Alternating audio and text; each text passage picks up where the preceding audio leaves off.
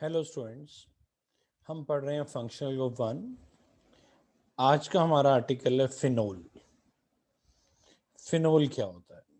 जब benzene ring के ऊपर OH ग्रुप लग जाता है तो उसको फिनोल कहते हैं।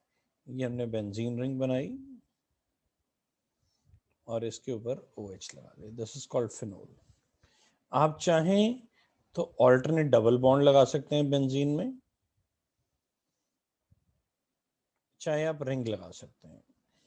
ये आपने 11th में पढ़ा होता है, दिस इज कॉल्ड रेजोनेंस। दोनों ही स्ट्रक्चर इक्वली करेक्ट हैं। आइए आगे चलते हैं। कमर्शियल प्रोडक्शन, फिनोल की कमर्शियल प्रोडक्शन पढ़नी है हमने। अगर एग्जाम में आता है कि आप फिनोल की कमर्शियल प्रोडक्शन लिखिए या लैब प्रोडक्शन लिखिए, तो एक ही बात है। लैब प्रिपरेशन आ जाए, लैब प्रोडक्शन आ जाए, कमर्शियल प्रोडक्शन आ जाए, तो आपको ये वाले रिएक्शंस लिखने हैं। सबसे पहले है क्यूमीन। बेटा ये कैटेगरी 1 स्टार का क्वेश्चन है। इसको छोड़ने का मतलब आप बहुत बड़ा रिस्क लेके जा रहे हैं एग्जाम में। कैटेगरी 1 स्टार, 1 स्टार भी इसके लिए तो कम है, 2-3 स्टार लगा सकते हैं आप आराम से। बहुत इंपॉर्टेंट है। आपने पहले बेंजीन लिया, इसमें आपने प्रोपीन ले लिया, प्रोप 1 इन, ये ले लिया।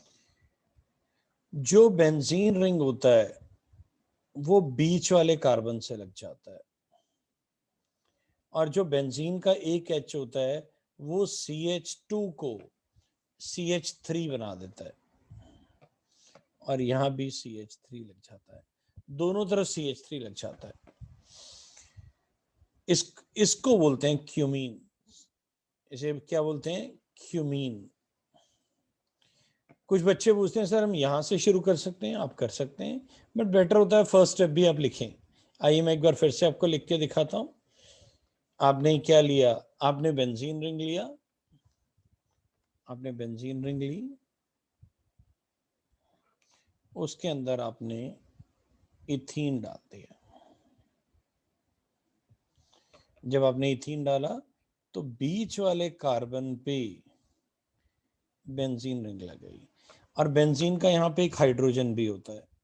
वैसे तो सारे ही कार्बन पे एक हाइड्रोजन होता है, वो इस CH2 पे लग गया। अब ये CH3 बन जाएगा, ये भी CH3 बन गया। इसको बोलते हैं क्यूमीन। और ऑक्सीडेशन हो गई, ये एरियल ऑक्सीडेशन होती है। ये एरियल ऑक्सीडेशन क्या होती है? ये हवा में पड़े पड़े ही ऑक्सीडाइज हो जाता है। इसको ये मत समझ लीजिएगा कि इसके अंदर एरियल डाल दिया, जो आपने सुना होगा वो भी होता है लाइक वॉशिंग पाउडर, वो नहीं डाला। तो इसके अंदर क्या होता है, मैं आपको थोड़ी ज्यादा जगह लेके लिख के दिखाता हूँ। इसकी एरियल ऑक्सीडेशन हो गई। अब एरियल ऑक्सीडेशन का क्या मतलब है वो समझ रहे हैं। यहाँ पे हमने एरो बना दिया एंड यहाँ पे हमने ऑक्सीडेशन लिख दी। यहाँ पे कुछ इस तरह से बन जाएगा। ये 2 CH3 हैं जो लगे हुए हैं, आप यहाँ भी देख सकते हैं, एक CH3 दूसरा CH3, यहाँ भी एक CH3 दूसरा CH3, वो सेम आ गए। और अब क्या होगा, जो बीच वाला कार्बन है उस पे OOH लग जाएगा। अगर आप इस कंपाउंड को ध्यान से देखेंगे तो आपको ऐसा लगेगा कि वैलेंसी प्रॉब्लम है। आइए दिखाता हूँ क्या वैलेंसी प्रॉब्लम लगती है।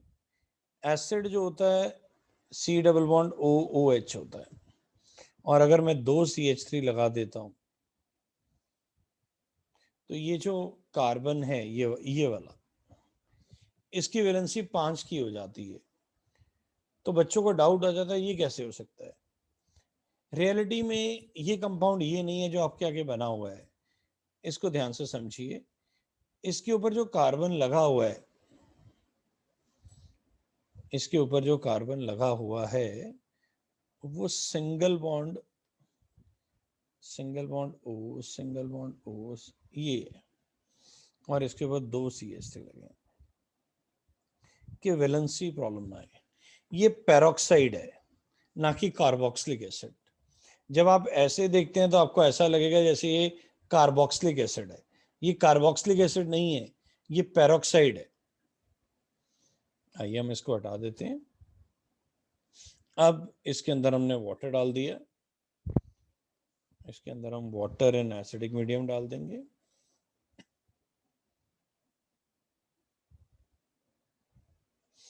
ये जो होगा ये तो अलग से निकलता है, CH3 C double bond O CH3 plus ये जो OH ग्रुप है ये बेंजीन के ऊपर लग जाता है, तो ये फिनोल बन जाता है।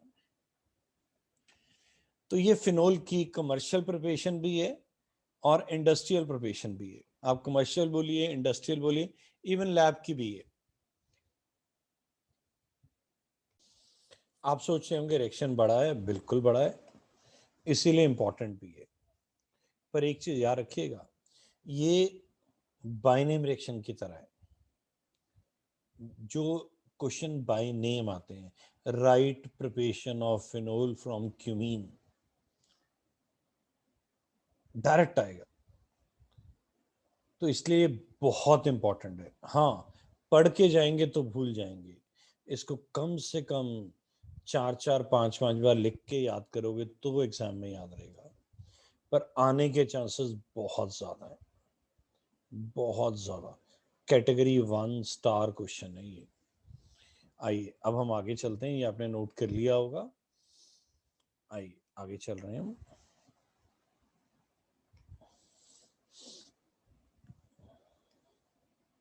डाउस प्रोसेस, ये भी कैटेगरी 1 स्टार है।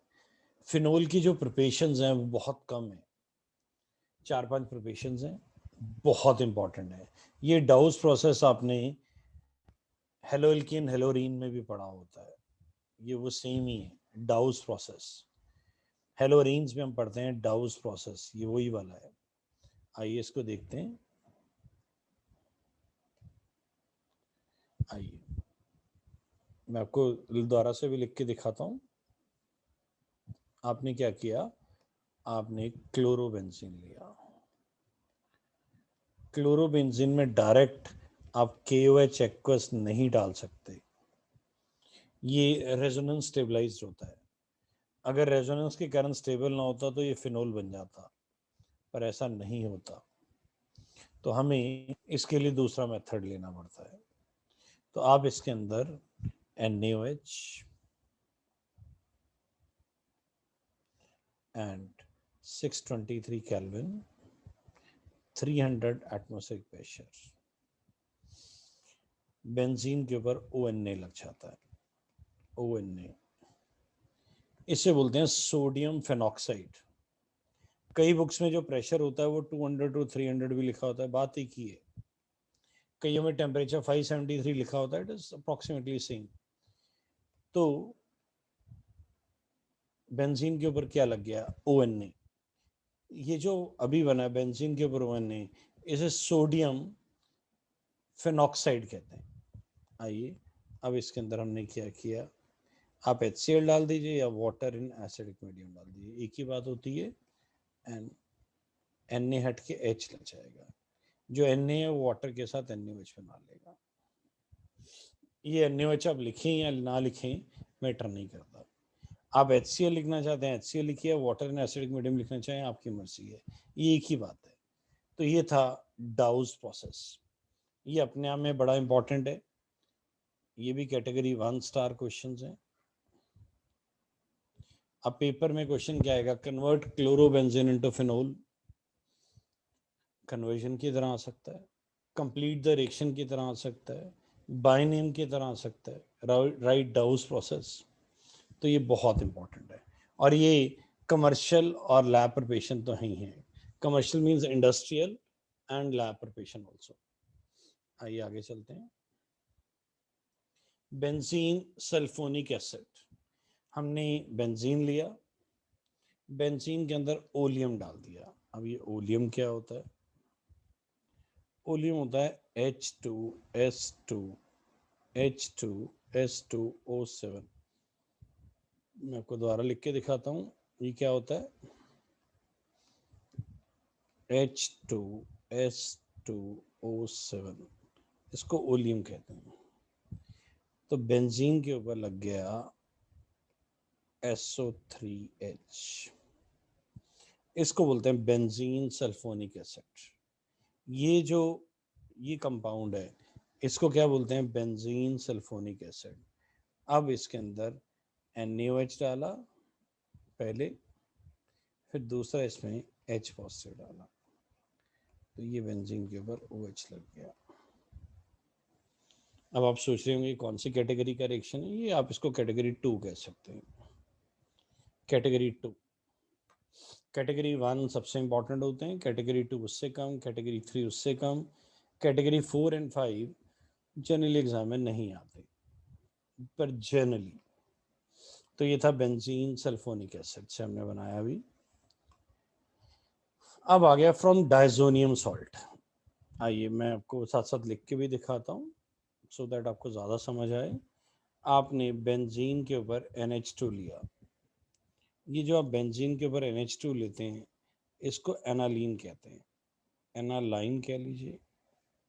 इसमें आपने डाला NaNO2 एंड HCl। एक ही बात होती है, आप ऐसे भी लिख सकते हैं HNO2 एंड HCl, आपकी चॉइस है, चाहे ऊपर वाला लिख लीजिए चाहे नीचे वाला लिख लीजिए। तो फिलहाल हम ऊपर वाला लिख लेते हैं, NaNO2 एंड HCl डाल दिया, और बेंजीन के ऊपर N2Cl लग गया। बेटा ये इटसेल्फ भी एक बाइनरी रिएक्शन है यहाँ तक, इसको डाइजोटाइजेशन रिएक्शन कहते हैं, ये भी अपने आप में बड़ा इंपॉर्टेंट है। डाइजोटाइजेशन रिएक्शन क्या बोलते हैं इसको, डाइजोटाइजेशन रिएक्शन। तो ये बेंजीन डाइजोनियम क्लोराइड बन गया। अब इसमें आपने क्या किया, water in acidic medium, warm, temperature बढ़ाने से रिएक्शन फास्ट हो जाता है, तो ये फिनोल बन गया। तो बाय प्रोडक्ट आप लिख दें बहुत अच्छी बात है, नहीं लिखते तो कोई बात नहीं। तो ये फ्रॉम डाइजोनियम सॉल्ट हो गया, फ्रॉम डाइजोनियम सॉल्ट। उम्मीद करते हैं आपने नोट कर लिया होगा इसको। आइए आगे चलते हैं।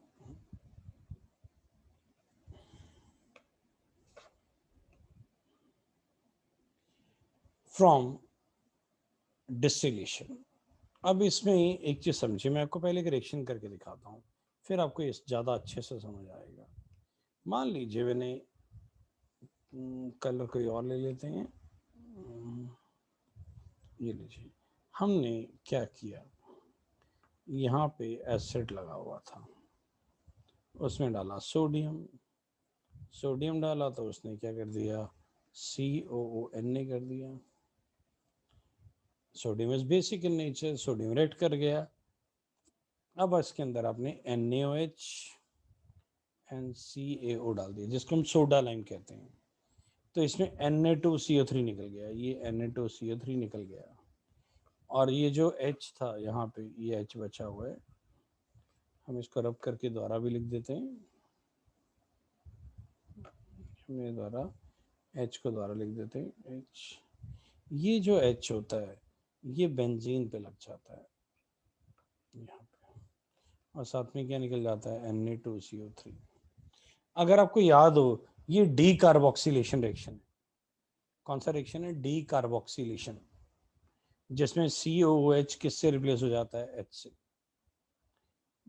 तो अगर आप ध्यान से देखें तो निकला भी क्या है, देखिए H तो यहाँ भी है और यहाँ भी है, तो निकला तो CO2 है ना, CO2 का निकलना डी कार्बोक्सिलेशन, तो ये डी कार्बोक्सिलेशन है। ऊपर जो रिएक्शन लिखा है वो भी यही है, आइए मैं आपको दिखाता हूँ कैसे।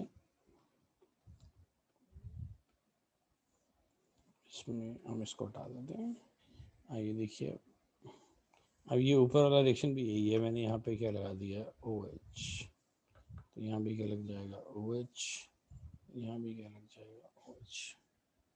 तो यहाँ पे क्या होगा, जो आपका Na2CO3 है वो निकल जाएगा और यहाँ पे H लग जाएगा। तो ये क्या बन गया अगर आप ध्यान से देखें, दिस इज फिनोल। ये रिएक्शन ऊपर लिखा हुआ है, स्टेप्स थोड़े कम किए हुए हैं, यहाँ पे हमने ज़्यादा डिटेल में बताया है, तो आप नीचे वाला भी लिख सकते हैं। तो ये कैटेगरी आप इसको अप्रॉक्सीमेटली 3 मान सकते हैं। कैटेगरी 3 का मतलब ये नहीं है कि लर्न नहीं करने, हाँ, पर पता होना चाहिए ज़्यादा इंपॉर्टेंट कौन से हैं। उम्मीद करते हैं आपने रिएक्शन नोट कर लिया होगा। ऊपर वाला रिएक्शन और नीचे वाला रिएक्शन सेम है, आप कोई भी लिख सकते हैं। नीचे आपको स्टेप्स समझ आएंगे, ऊपर आपको स्टेप्स नहीं समझ आएंगे। आइए आगे चल रहे हैं। ये थी अभी जो हमने पढ़ी, ये थी प्रिपरेशन ऑफ फिनोल्स। इसको लिख लिख के याद करना एग्जाम में अक्सर आ जाती है। और एक और चीज, ये जो अभी कंपाउंड बना हुआ है रिएक्टेंट, इसको सैलिसिलिक एसिड कहते हैं। मान लीजिए वो आपको कहता है convert salicylic acid into phenol, तब भी आपको ये रिएक्शन लिखना पड़ेगा। आइए अब हम फिजिकल प्रॉपर्टीज पढ़ रहे हैं। Phenol is a colorless hygroscopic crystalline solid. Phenol का कोई कलर नहीं होता, कलरलेस होता है, हाइग्रोस्कोपिक, ये एटमॉस्फेयर से मॉइस्चर एब्जॉर्ब कर लेता है। ये एटमॉस्फेयर में से मॉइस्चर एब्जॉर्ब कर लेता है, इनको हाइग्रोस्कोपिक कहते हैं। नमक को, नमक जो होता है, नमक सॉल्ट NaCl, अगर आप उसको एक बाउल में डाल के डाइनिंग टेबल पे रख देते हैं, जनरली लाइक बारिश वाले दिनों में, तो सुबह तक वो गीला हो जाता है, वो भी हाइग्रोस्कोपिक है। आप आजकल भी रख सकते हैं, तो गीला होने का प्रोसेस थोड़ा कम होगा, वो हाइग्रोस्कोपिक है। एक होता है कंपाउंड ग्रिसलीन, जो आप मुंह में भी लगाते हैं जब छाले वाले पड़ जाते हैं, अल्सर्स हो जाते हैं मुंह में, CH2OH, CHOH, CH2OH, इसे ग्रिसरॉल या ग्रिसलीन कहते हैं। उसके दो नाम हैं, ग्रिसलीन कॉमन नेम है, ग्रिसरॉल इसका यू कैन से कमर्शियल नाम है। तो ये भी हाइग्रोस्कोपिक है। बीइंग हाइग्रोस्कोपिक, ये स्टैम्प पैड्स में डलता है, केक, पेस्ट्री, टूथपेस्ट, जो आपको गीला रखना है उसमें डलता है। इवन आपकी जो कॉस्मेटिक्स की थिंग्स होती हैं, क्रीम्स, सोप, सोप थोड़ा थोड़ा गीला होना चाहिए, सोपी टच, तो वहां भी डलता है। ऐसे फिनोल भी क्या है, हाइग्रोस्कोपिक है। क्रिस्टलाइन सॉलिड, क्रिस्टल्स होते हैं इसके, it attain pink colour on exposure of air and sunlight. अब ये क्वेश्चन एग्जाम में आ जाता है, why phenol turns pink. Even ये आपको वाइवा में भी पूछा जा सकता है। फिनोल की एरियल ऑक्सीडेशन हो जाती है, एरियल ऑक्सीडेशन। तो ये फिनोल की एरियल ऑक्सीडेशन होती है, तो वो ये कंपाउंड बना लेता है। इसको बेंजोक्विनोन, फिनॉक्सीक्विनोन भी कहते हैं, बेंजोफिनोन भी कहते हैं, और ये पिंक कलर का होता है, this is of pink colour. इसीलिए जब भी आप फिनोल निकालेंगे जनरली पिंक होता है। और सर्दियों में इतना हार्ड होगा कि आप किसी तीखी चीज से भी बॉटल से नहीं निकाल पाएंगे। गर्मियों में ये मेल्ट हो जाता है, लिक्विड बन जाता है बिल्कुल। तो इसका मेल्टिंग पॉइंट भी आप ये मान लीजिए लगभग रूम टेम्परेचर के आसपास रहता है। It is poisonous in nature, ये पॉइजनस नहीं इन नेचर, आप इसे कंज्यूम नहीं कर सकते। It is antiseptic and disinfectant. बेटा आप इसे एक्सटर्नल यूज कर सकते हैं। पेपर में क्वेश्चन आता है, name a substance which can act as antiseptic as well as disinfectant. Antiseptic होता है जो आप बॉडी पे लगा सकते हैं, कोई चोट लग गई तो वहां लगा सकते हैं। डिसइंफेक्टेंट होता है जो माइक्रो ऑर्गेनिजम्स को किल करते हैं। Antiseptics are those substances which can be applied to the living tissues. Disinfectant are those chemical substances which kills microorganism but do not apply on living tissues. फिर आता है अगला point, phenol is slightly soluble in water.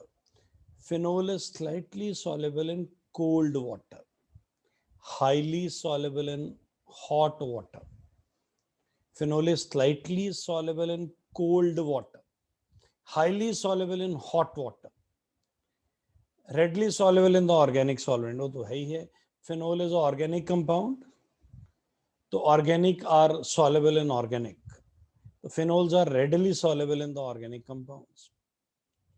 Solubility in phenol is much lower than alcohols because of the larger hydrocarbon part. वो कहता है phenol जो होता है काफी बड़ा होता है, अल्कोहल के जितना तो सॉल्युबल नहीं होता, पर फिर भी OH ग्रुप हाइड्रोजन बॉन्डिंग बना लेता है, इसलिए सॉल्युबल होता है. कोल्ड वाटर में कम और हॉट वाटर में ज़्यादा, जबकि अल्कोहल तो कोल्ड वाटर में भी हाईली सॉल्युबल होती है. जो लोग ड्रिंक करते हैं उन्हें पूछिए, आप में से भी कोई हो सकता है जो ठंडे पानी में मिलाते हैं, बर्फ में मिलाते हैं, तब भी मिल जाती है. तो that is a solubility. These are the physical properties of phenol. कभी मौका मिले फिनोल का, अगर आप हमारी क्लास में आएंगे और फिनोल को छूने का मौका मिले, तो अपनी ये जो स्किन है, हाथ के पीछे की स्किन, इस पे टच करिएगा कभी, and then you will feel that irritation. And अगर आप थोड़ी देर नहीं धोते तो यहाँ पे इवन परमानेंट दाग भी पड़ जाएगा आपकी. और इसको अगर गलती से लग जाता है, क्योंकि एसिडिक होता है, तो आप इसे साबुन से धोइए. Soap is basic in nature, phenol is acidic in nature. तो और इसमें एक खास बात होती है, इसकी स्मेल बहुत टिपिकल होती है. अगर आप इसको टच कर लेते हैं तो काफ़ी दिनों तक आपके हाथों से स्मेल आती रहेगी, आप जितनी मर्जी बार वॉश कर लीजिएगा. तो आइए आगे चलते हैं. ये थी फिजिकल प्रॉपर्टीज. आप इसमें लिख भी सकते हैं, phenol has a typical phenolic smell. एक अच्छी चीज बताता हूं, अब एप्पल की स्मेल क्या होती है आप डिफाइन नहीं कर सकते, मैंगो की स्मेल क्या होती है आप डिफाइन नहीं कर सकते, रोज की क्या स्मेल होती है आप डिफाइन नहीं कर सकते. तो ऑर्गेनिक में क्या करते हैं, जिनकी स्मेल होती है और डिफाइन नहीं की जाए तो उसको ऐसे बोलते हैं, phenol has phenolic order, ether have etheric order. तो इस तरह से उसकी स्मेल को हम लिख देते हैं.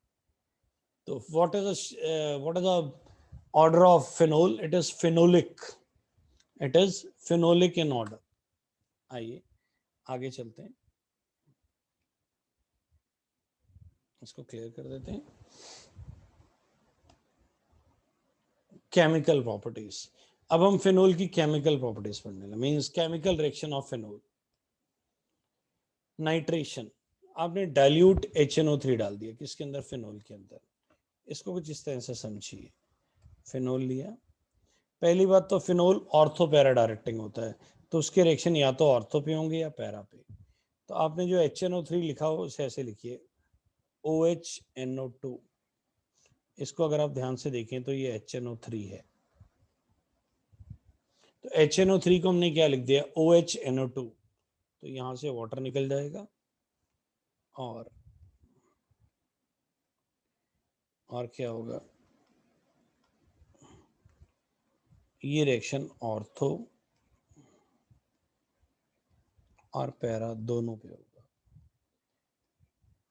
कुछ मॉलिक्यूल ऑर्थो वाले बनेंगे, कुछ पैरा वाले बनेंगे. पैरा वाला मेजर होता है, ऑर्थो वाला माइनर होता है. तो ये हो जाएगा. तो इसमें ऊपर आंसर क्या आया, कुछ मॉलिक्यूल ऑर्थो वाले और कुछ मॉलिक्यूल पैरा वाले हो जाएंगे. अगर आप इसका नाम लिखना चाहें, इसका बनेगा 2 नाइट्रोफिनोल. 2 नाइट्रोफिनोल. इसका क्या होगा, 4 नाइट्रोफिनोल. तो ये हो गया. तो दिस इज नाइट्रेशन. पर ध्यान ये रखना है, ये डाइल्यूट है. जब तुम डाइल्यूट डालोगे तो कुछ मॉलिक्यूल ऑर्थो वाले बनेंगे और कुछ मॉलिक्यूल पैरा वाले बनेंगे. पर अगर हम कंसंट्रेटेड डाल देते हैं, जैसे कि अगले में होने वाला है, हम कंसंट्रेटेड डाल रहे हैं, ये देखिए यहाँ पे अब HNO3 कंसंट्रेटेड हो गया. तो जब आप कंसंट्रेटेड डालेंगे तो NO2 तो लगेगा, ऑर्थो पे भी, पैरा पे भी, और फिर ऑर्थो पे, तीनों जगह लगेगा। ये बन गया 2, एक नंबरिंग करिए 1, मैं कलर चेंज कर देता हूँ, ये 1 2 3 4 5 6 7, तो ये 2 पे भी नाइट्रो है, 4 पे भी नाइट्रो है, 6 पे भी नाइट्रो है, तो ये बना 2 4 6 ट्राई नाइट्रो फिनोल। ये बना 2 4 6 ट्राई नाइट्रोफिनोल। ये बड़ा इंपॉर्टेंट है, इसको पिक्रिक एसिड भी कहते हैं, पिक्रिक एसिड, इसको पिक्रिक एसिड भी कहते हैं। अब इसको एसिड क्यों कहते हैं? इसमें ना NO2 ग्रुप होता है, देखिए ध्यान से देखिए, NO2 ग्रुप है, 3 NO2 ग्रुप है। NO2 एसिडिक कैरेक्टर बढ़ाता है, इट इंक्रीजेस एसिडिक कैरेक्टर, तो एसिडिक कैरेक्टर बढ़ाता है, तो 3 NO2 ग्रुप है, इसका एसिडिक कैरेक्टर इतना बढ़ जाता है, अल्कोहल होने के बाद भी ये एसिड के साथ एसिडिक कैरेक्टर कंपेयर होता है। तो why this compound is known as picric acid, mean तो acid, because it contains 3 NO2 group. NO2 group show minus I effect. Minus I is responsible for acidic character. So that is a cause. तो ये अपने आप में एक अच्छा important question है, आप इसको नोट कर सकते हैं, तो नोट कर लीजिए। जल्दी से मैं थोड़ा रब भी कर देता हूँ कि आपकी विजिबिलिटी लेवल बढ़ जाए।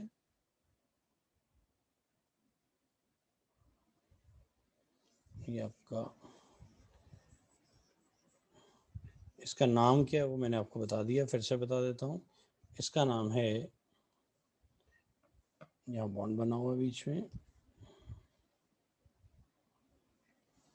इसका नाम है 2,4,6 ट्राई नाइट्रोफिनोल। दूसरा नाम है पिक्रिक एसिड। उम्मीद करते हैं आपने नोट कर लिया होगा। ध्यान क्या रखना है, जब कंसंट्रेटेड डालोगे तो तीनों पे लगेगा, जब डाइल्यूट डालोगे तो सिर्फ कुछ मॉलिक्यूल ऑर्थो वाले और कुछ पैरा वाले। आइए आगे चलते हैं, ये आपने नोट कर लिया होगा।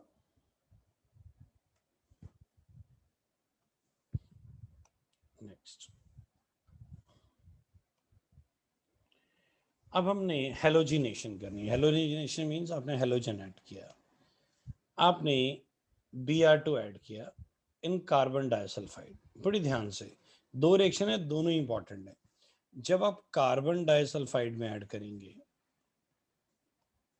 तो फिनोल तो है ही, यहाँ पे क्या लगा हुआ H, तो HBr निकल जाएगा, 2 Br थे तो 1 Br लग जाएगा, कुछ मॉलिक्यूल ऑर्थो वाले और कुछ मॉलिक्यूल पैरा वाले होंगे। मेजर कौन होगा? पैरा वाला। क्यों? रिपल्शन कम होती है। ऑर्थो वाले में ये पास पास होते हैं तो रिपल्शन मोर होती है, तो ऑर्थो में रिपल्शन मोर है, तो ये माइनर होता है, ये मेजर होता है। ये हो गया। अगर यही रिएक्शन हम फिनोल में, अगर हम Br2 ही डाल दें, एक्वस, वैसे एक्वस लिखने की जरूरत नहीं होती, ब्रोमीन ऑलरेडी लिक्विड होता है, पर अगर हम ऐसा कर देते हैं तो तीनों तरफ Br लग जाता है। पर ये Br2 एक्वस में होता है। अगर आपने Br2 डाला, ब्रोमीन वाटर डाल दिया, तो फिनोल तो रहेगा, 3 Br लग जाएंगे। तो ये आप चेक कर लीजिए कि अगर कार्बन डाइसल्फाइड आएगा तो कुछ मॉलिक्यूल ऑर्थो वाले कुछ पैरा वाले, अगर Br2 एक्वस डाल दिया तो दोनों पे लगेगा। इसका नाम क्या होगा? 2,4,6 try bromo phenol, 2,4,6 try bromo phenol, तो ये बन जाएगा। आइए आगे चलते हैं। ये देखिए, अभी जो मैंने आपको बताया, अब ये Br2 आ गया, यहाँ कुछ लिखा नहीं हुआ, यहाँ नहीं लिखा हुआ तो इसका मतलब ये एक्वस है, कार्बन डाइसल्फाइड उन्होंने डाला नहीं है, तो ये OH लग गया, तो इधर भी Br, इधर भी Br और इधर भी Br, तीनों जगह Br लग जाएगा।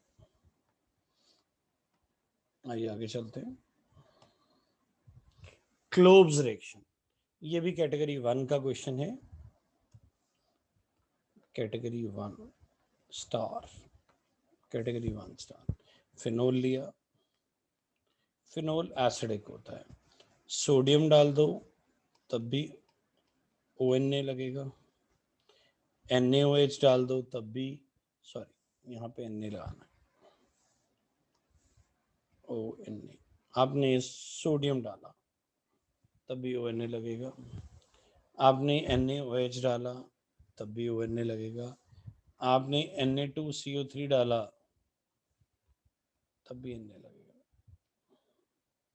तो ये जो Na2CO3 होता है या NaOH होता है या Na होता है, जब फिनोल के साथ रिएक्ट करते हैं, that shows phenol is acidic, phenol is acidic, phenol acidic होता है।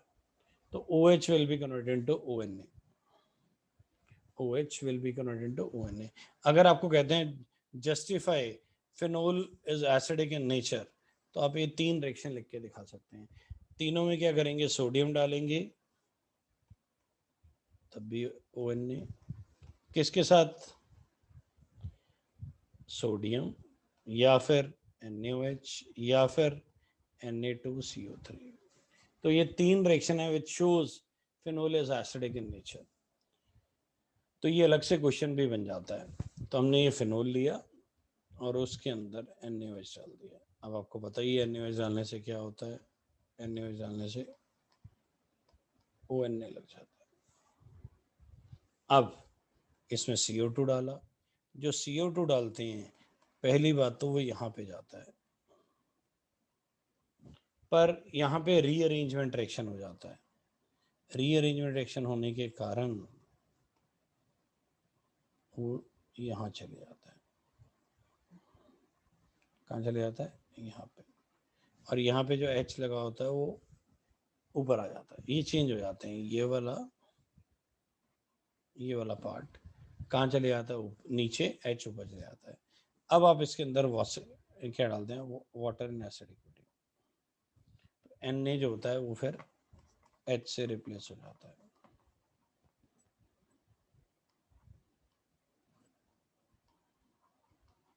तो ये देखिए क्या बन गया, सैलिसिलिक एसिड बन गया। तो पेपर में अगर क्वेश्चन आता है सैलिसिलिक एसिड लिखिए, तब भी आपको यही लिखना है। ये मैंने एक्सप्लेन किया डिटेल में, अगर आप मिनिमाइज करके लिखना चाहते हैं तो ये सामने लिखा हुआ है, पेपर में डायरेक्ट आ जाएगा, राइट क्लोब्स रिएक्शन। ध्यान रखिएगा क्लोब्स इलेक्ट्रोलिसिस डिफरेंट है, क्लोब्स इलेक्ट्रोलिसिस डिफरेंट है, क्लोब्स रिएक्शन अलग है। मैं फिर से लिख के दिखा रहा हूँ, आपने फिनोल लिया, उसमें NaOH डाला तो उसमें ONA लग गया, CO2 डाला,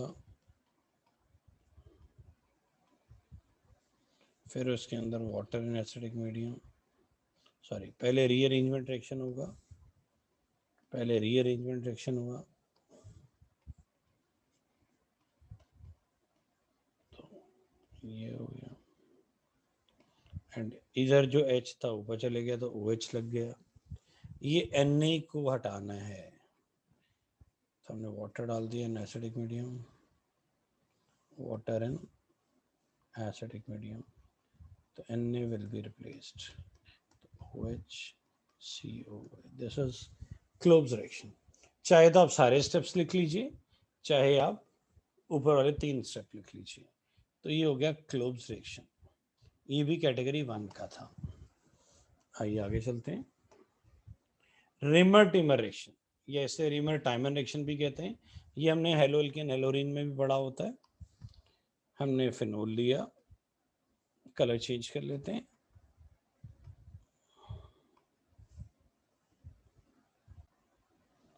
तो ये हमने फिनोल ले लिया, फिनोल के अंदर आपने क्लोरोफॉर्म डाल दिया,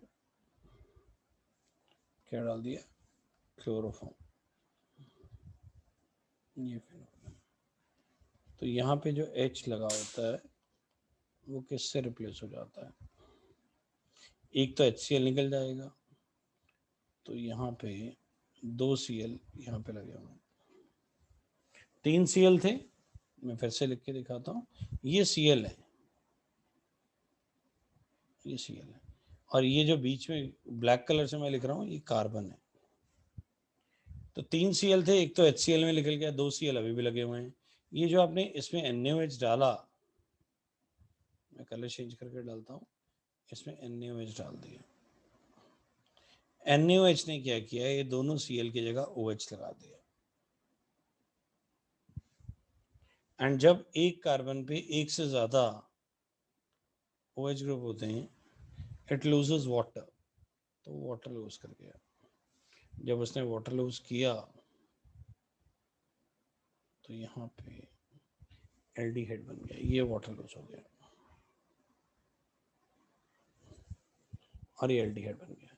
तो इसको रिमेटिव रिएक्शन कहते हैं, ये भी कैटेगरी 1 है। वो आप पेपर में दे सकता है, convert phenol into salicylic aldehyde, इसको सैलिसिलिक एल्डिहाइड कहते हैं। क्या बोलते हैं, सैलिसिलिक एल्डिहाइड। मैं ऐसा एक और रिएक्शन भी लिख के दिखा रहा हूँ, उसमें हम सैलिसिलिक एसिड बनाएंगे, तो इसको आप जल्दी से नोट कर लीजिए, फिर हम आपको अगला करके दिखा रहे हैं। आइए तब तक हम रब कर देते हैं। अब हमने लिया फिनोल, अगर रिमर में लिखने को आता है या रिमर टाइमन लिखने को आता है तो आप कोई भी लिख सकते हैं। तो आपने इसमें CCl4 डाला, क्या डाला, CCl4, यहाँ पे H था, एक तो HCl निकल गया, कितने Cl रह गए, 3।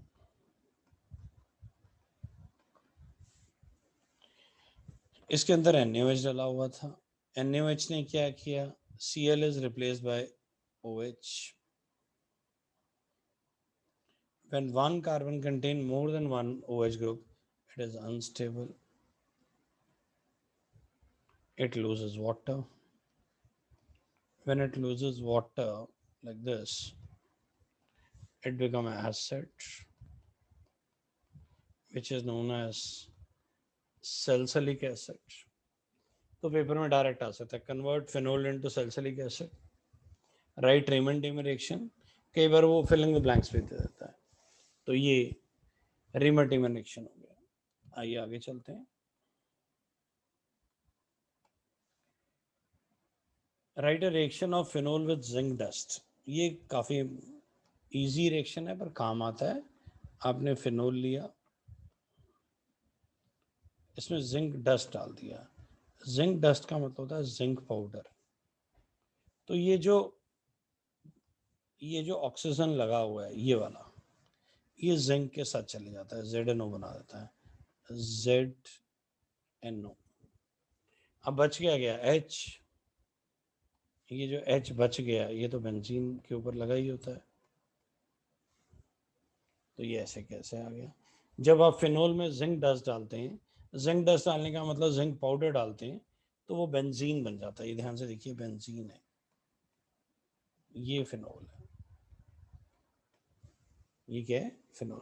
फिनोल में जब जिंक डस्ट डाला तो वो बेंजीन बन गया। आइए आगे चलते हैं। ऑक्सीडेशन ऑफ फिनोल, ये हमने अभी आपको पढ़ाया था, फिनोल की अगर ऑक्सीडेशन हो जाए तो क्या होता है। फिनोल हमने लिया, इसकी ऑक्सीडेशन होगी ड्यू टू एरियल ऑक्सीडेशन, तो ये कंपाउंड बन जाता है, इसको बेंजोक्विनोन कहते हैं। हमने अभी पढ़ा भी था, which is of pink colour. आइए हम इसको पिंक कलर से ही लिख देते हैं, पिंक कलर, पिंक कह लीजिए, रेड कह लीजिए। गर्ल्स की शेड्स बहुत अच्छी होती हैं, बॉयज की नहीं होती। तो ये जो बना, इसको बोलते हैं बेंजोक्विनोन। क्या बोलते हैं, बेंजोक्विनोन। आइए आगे चलते हैं। फ्रीडल क्राफ्ट, ये भी पढ़ा होता है हेलोएल्केन हेलोरीन में, ये तो आप कई बार पढ़ेंगे, 11th में पढ़ा था। मैं पहले एल्काइलेशन लिख रहा हूँ, एल्काइलेशन।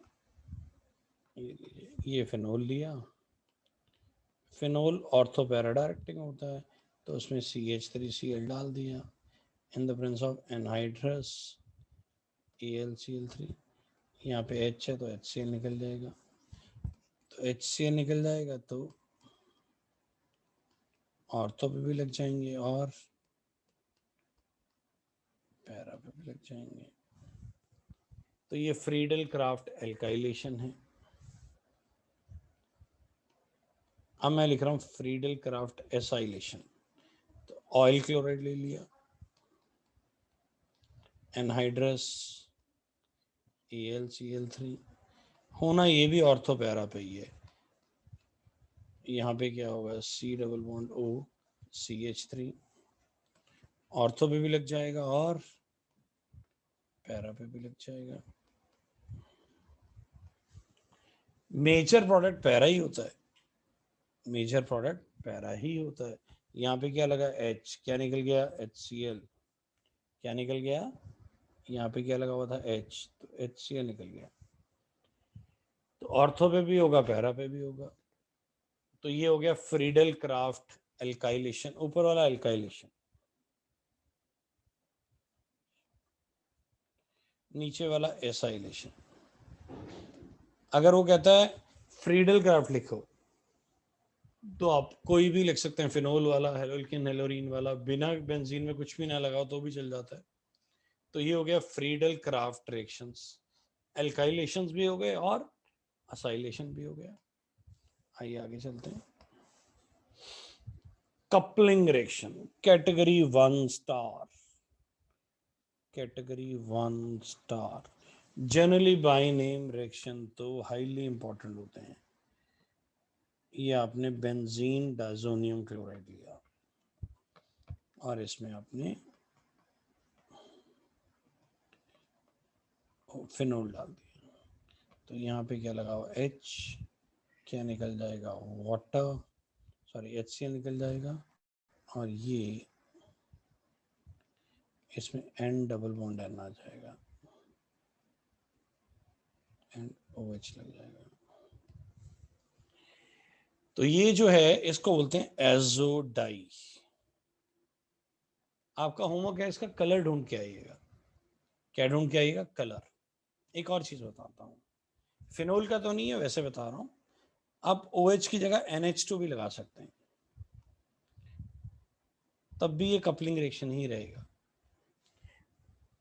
ये भी एजोडाई होगा, पर इस डाई का रंग अलग होगा। तो आपका होमवर्क है, आप इसका भी कलर ढूंढ के आइएगा। अगर OH लगा होगा तो क्या कलर होगा, और अगर NH2 लगा होगा तो क्या कलर होगा। दोनों केसेस में क्या करेंगे आप कलर ढूंढ के आएंगे, डाई का कलर क्या है। और इसको एजो क्यों कहते हैं, जो N डबल बॉन्ड N होता है वो एजो होता है। तो अगर आप इसको ध्यान से देखें तो इसमें N डबल बॉन्ड N आ रहा है, तो इसलिए इसका नाम एजो रखा हुआ है। तो उम्मीद करते हैं समझ आ गया होगा। आइए आगे चलते हैं। ये हैं फिनोल की properties. It is used in the manufacturing of drugs like aspirin, Celol and paracetamol. ये मेडिसिन में यूज होती है। It is used in the preparation of azodai, अभी हमने बनाया। फिनोप्थलीन बनाने में काम आता है। पिक्रिक एसिड अभी हमने बनाया जो एक्सप्लोजिव में भी काम आता है। क्लोरोहेक्सिनॉल प्लास्टिक लाइक बेकालेट में यूज होता है, तो वहां भी यूज होता है। It is use as preservative for ink, ink में डाला जाता है। It is antiseptic use in soaps and lotions like Dettol, Dettol में भी यूज होता है। तो मैं अच्छे बच्चों के लिए होमवर्क दे रहा हूं, आप क्या करेंगे, जो अच्छे बच्चे हैं ये आप डिसाइड करिएगा कौन कौन है। एस्पिरिन, सेलोल, फेनोप्थलीन और DDT सबकी प्रिपरेशन में काम आता है। ये थोड़े हाथ पैर मारिएगा। एस्पिरिन, सेलोल, फेनोप्थलीन, DDT, इनकी प्रिपरेशंस लिखिएगा। जो बच्चे कॉम्पिटिटिव के लिए तैयारी कर रहे हैं उनको ये चीजें आनी चाहिए। एक और हो देता हूं, oil of winter green, oil of winter green. आप कहते हैं तो मैं ग्रीन कलर से लिख देता हूं, ऑयल ऑफ विंटर ग्रीन। ये आप प्रिपरेशन लिख के आएंगे, किसकी? एस्पिरिन की, सेलोल की, फेनोप्थलीन की, डीडीटी की, ऑयल ऑफ विंटर ग्रीन की। थोड़ा हाथ पैर मारिए, रिसर्च करिए। तो ये थी फिनोल की यूजेस। तो हमने फिनोल की प्रिपरेशंस पढ़ी, हमने फिनोल के रिएक्शंस पढ़े, फिनोल के यूजेस पढ़े। तो हमारा फिनोल का काफ़ी बड़ा पोर्शन ख़त्म हो गया है।